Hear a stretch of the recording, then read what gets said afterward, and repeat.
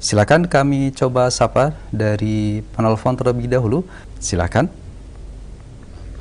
Assalamualaikum. Waalaikumsalam warahmatullahi wabarakatuh.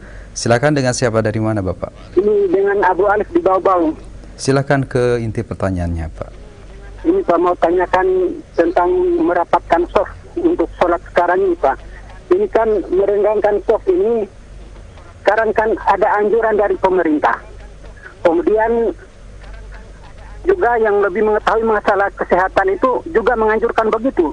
Kemudian para ulama juga menganjurkan begitu. Lagi pula kita melihat sholatnya di Saudi karena di Masjidil Haram mereka juga merenggangkan softnya Pak. Yeah. Sekarang kita dengar sama Ustaz sekarang diharuskan untuk merapatkan soft itu.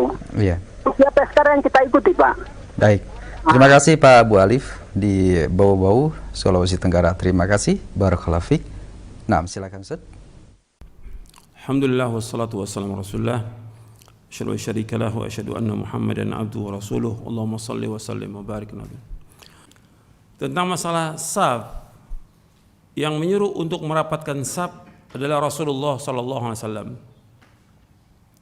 Nabi bersabda sallallahu alaihi wasallam dalam hadis yang sahih yang diriwayatkan oleh Imam Abu Dawud dan yang lainnya.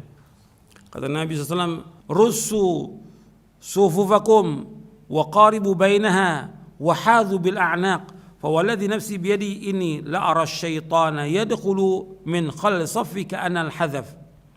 Rapatkanlah saf-saf kalian, rapatkan saf kalian. Dekatkan antara saf dan sejajarkan antara leher. Demi zat yang jiwaku di tangannya, sungguh aku melihat setan masuk dari celah-celah saf, seolah-olah dia hadhaf. Maksudnya hadhaf ini anak kambing hitam yang kecil. Ini diriwayatkan oleh Imam Abu Daud. Rapatkan saf.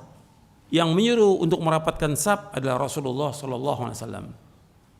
Seorang mukmin ketika mendengar perintah Rasulullah, sami'na wa ata'na. Nabi mengatakan jangan berikan celah untuk setan, sedikit aja nggak boleh. Bahkan Nabi marah ketika Nabi sholat ada saf sedikit. Bukan seperti sekarang setengah meter sampai 1 meter, sedikit aja. Nabi diberikan mukjizat oleh Allah. Nabi sholat menghadap kiblat, tapi Nabi tahu ada saf yang renggang tahu. Fa inni arakum min wara'i dhahri. Aku melihat kalian dari belakangku. Nabi lihat apa? Ada celah sedikit. Setan masuk kata Nabi. Setan itu masuk ka'annahul hadzab. Yaitu dia seperti anak kambing yang hitam yang kecil. Masuk setan mengganggu orang yang sholat. Ini ada sahih. Nabi menyebutkan demikian. Artinya yang menyuruh untuk merapatkan saf adalah Rasulullah SAW. Dan Nabi menyebutkan dalam hadis yang lain, man wasala saffan wasalahullah wa man qata'a saffan qata'allah. Barang siapa yang merapatkan saf, Allah akan menyambung saf, Allah akan sambung rahmatnya. Barang siapa memutuskan saf, Allah akan putuskan rahmatnya. Ini bukan masalah kecil, masalah besar. Bagaimana kita sebagai seorang mukmin mentaati Rasulullah SAW? Sekarang umpamanya dikatakan pemerintah tidak ikut campur berkaitan dengan sholatnya kaum mukmin dari zaman dulu sampai sekarang, tidak pernah ikut campur. Itu hanya apa? Bentuknya apa? Himbauan aja. Sekarang jutaan kaum muslimin sholat dengan rapat saf nggak ada masalah. Kalau soal bilang kesehatan nggak menular di masjid, tidak ada. Antum bisa lihat, buktikan. Jutaan orang sholat. Dari mulai sebelum pandemi sampai sekarang, alhamdulillah mereka sehat. Dan masjid tempat yang bersih. Masjid tempat yang kita harus ngambil pelajaran, kan orang beriman itu harus ngambil pelajaran. Sekarang orang di pasar itu nggak pakai masker, rapot, nggak cuci tangan, sehat sampai sekarang tuh. Kan ngambil pelajaran. Kalau mereka seperti itu di pasar, yang tempat kotor, yang paling jelek tempat di pasar, yang paling baik kata Nabi apa? Masjid. Khairul biqa ala wajhil ard masajiduha. Sebaik-baik tempat di muka bumi masjidnya. Sejelek-jelek tempat kata Nabi, aswaquha, pasar. Ini hadis sahih riwayat Muslim dalam sahihnya. Karena tempat yang bersih masjid. Orang masuk ke masjid, jelas dia wudu. Gak mungkin orang ke masjid junub atau haid dia. Mesti bersih. Dia wudhu dulu. Kenapa harus? Kok masjid yang jadi sasaran? Ini harus dilihat dong. Orang kan mesti berpikir. Kok masjid jadi sasaran? Kok ada klaster masjid ini? Pasar kok enggak? Tempat kerumunan orang di mana lagi? Di terminal. Kemudian juga di stasiun atau tempat-tempat yang lain. Atau yang terakhir orang demo. Yang enggak ada, yang enggak menurut syariat enggak dibolehkan demo. Tapi kejadian seperti itu. Enggak ada masalah tuh. Kalau itu melanggar pemerintah udah nggak kasih izin itu. Jadi ini kenapa masjid yang? Karena orang mesti berpikir. Dan kenapa takut lagi? Nah ini juga berkaitan dengan masalah apa nih? Iman. Kok kenapa takut? Itu.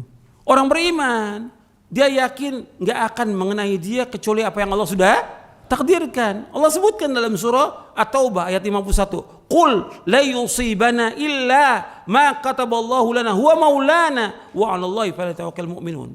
Katakanlah tidak akan menimpa kita apapun musibah kecuali apa yang Allah sudah takdirkan. Allah pelindung kami. Allah penolong kami. Kepada Allah kita tawakal. Di mana tawakal kita? Gimana tawakal kita? Takut kok. Sama wabah takut, sama Allah enggak takut dia. Sama corona takut, sama Allah enggak takut. Di mana? Nabi menyuruh untuk merapatkan saf, Nabi yang suruh. Enggak usah takut, rapat. Dan antum lagi perhatikan lagi. Nabi SAW menyebutkan di dalam hadis-hadis yang sahih tentang akan terjadinya penyakit taun. Taun, bahaya luar biasa taun. Orang kena keluar darah langsung meninggal, jantungnya berdebar. Keluar darah itu, meninggal. Cepat sekali. Makanya kalau taun itu sebentar itu sehari bisa ratusan, bisa ribuan taun. Disebutkan oleh Al-Hafidz Ibnu Hajar Al-Asqalani dalam kitabnya Badul Ma'un fi Fadli Ta'un. Sejarah tuh. Kadang-kadang ada 50 tahun, 100 tahun di beberapa kota itu terjadi taun. Berat. Tapi Nabi enggak pernah menyebutkan nanti kalau ada taun, sholatnya di rumah. Nggak ada tuh riwayatnya. Antum cari deh, teliti deh yang ahli hadis ini. Nabi juga nggak menyebutkan nanti kalau ada taun, sapnya renggang. Nggak ada. Ini ibadah. Agama Islam sudah sempurna belum? Sempurna. Nggak boleh kita robah lagi, nggak boleh kita buat yang baru dalam agama ini. Contoh kita siapa? Rasulullah SAW. Kemudian bagaimana salaf melakukan itu? Sekarang contohnya kan di Saudi, Mekah, Madinah. Kok sekarang rusak nih ilmunya? Ilmunya rusak. Orang yang belajar nuntut ilmu, yang dia pelajari itu apa? Yang pelajari apa? Dalil. Kalau disebutkan dalil apa? Quran wa sunnah. Apa ada dalil? Dalilnya Mekah, dalilnya Madinah. Ada nggak? Ini udah rusak cara. Ilmunya udah rusak nih, ilmunya. Disuruh kita untuk taklid, ikut. Gak boleh dalam Islam begitu. Allah sudah mengatakan dalam Al-Quran, dalam surah Al-Isra ayat 30, wala taqfu ma laysa laka bi'ilmun inna sam'a wal basara wal fu'ada kullu ulaika kana mas'ula. Dan kamu ikut apa yang kamu tidak tahu. Karena semua pendengaran, mata dan hati akan ditanya oleh Allah. Ilmu, dalil, ini Islam. Agama, Masya Allah, agama yang besar, agama ilmu, agama tauhid. Ilmu ini cahaya. Makanya kita ikut ilmu. Para ulama membimbing kita kepada apa? Kepada dalil. Itu. Kok sekarang hilang nih? Yang udah ngaji hilang ilmunya. Imannya juga dipertanyakan tuh. Kok takut ke masjid? Kok takut saf itu rapat takut? Ini imannya dipertanyakan. Yang kedua ilmunya. Kan orang tanya, dalilnya mana nih? Kok saf renggang, dalilnya mana? Nggak ada dalil. Yang udah jelas, saf renggang itu melanggar perintah Rasulullah itu bukan? Melanggar perintah Rasulullah. Kalau udah melanggar, akibatnya berat. Enggak sekarang, cepat atau lambat kena akibatnya orang yang melanggar itu. Disuruh rapat, yang kita ikut Rasulullah SAW. Merapatkan saf. Adapun kemungkinan yang nggak usah kita ikuti kemungkinan itu. Jadi nggak usah ikuti kemungkinan dan insya Allah nggak akan kena kita. Kenapa kita harus takut? Ini orang sudah laksanakan jutaan ini yang sholat rapat safnya. Kok masih ada segelintir orang justru yang sangat kesian ini sebagian kecil orang yang udah ngaji lagi, yang takut ke masjid, yang safnya renggang. Antum lihat ya yang lain itu di kampung-kampung safnya rapat, di pasar-pasar safnya rapat, tidak renggang. Tapi kenapa ini kok yang ngaji? Ini yang muskilah ini, yang ngaji ini hilang apanya? Ilmunya sekarang hilang tuh. Dia belajar, ada yang sampai belajar di Madinah sampai gelar doktor. Kita ikutin fatwa masyayikh. Kok fatwa masyayikh? Dalil kalau kita beragama. Dan beragama tuh dalil, ikut dalil Quran wa sunnah ala fahmi salaf. Ini harus kita pegang. Ini ta'sil dalam kita beragama. Jangan dirubah. Ini agama ini. Nanti rusak. Udah dijelaskan seperti ini, masih nggak puas dia. Tanya lagi masyayikh. Tanya lagi. Kok sekarang tanyanya masyayikh bukan dalil? Kita ikut dalil selamat. Alhamdulillah yang sudah berjalan jutaan orang dari mulai awal pandemi sampai sekarang nggak ada, alhamdulillah masjidnya ada apa-apa. Cuma orang-orang yang nggak seneng, ya sebagian orang yang terkena penyakit nifak atau yang lainnya berdoa dia, mudah-mudahan yang di masjid kena. Bayang gitu. Ini kan jadi orang ini tadinya ngaji, tadinya ikut sholat, tapi karena dia takutnya luar biasa, sekarang jadi kena sakit. Sakit apa? Sakit jiwa. Sakit jiwa. Jadi justru dia apa? Mendoakan orang di masjid supaya kena. Bahkan dia bersyukur kalau ada orang masjid kena itu bersyukur. Ini udah nggak mungkin kalau orang betul-betul lurus imannya, nggak mungkin. Ini ada penyakit nifak atau sakit jiwa dia. Nggak boleh seperti itu. Kita laksanakan perintah Allah, perintah Rasulnya.